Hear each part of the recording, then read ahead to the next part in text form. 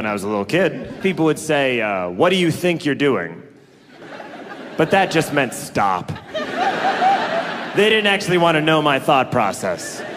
They didn't want me to be like, well, I was gonna put this bottle rocket into this carton of eggs so that when I lit off the bottle rocket, the eggs would explode everywhere.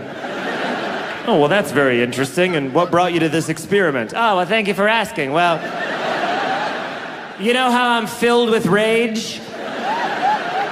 I'm so angry all the time, and I have no outlet for it, so eggs.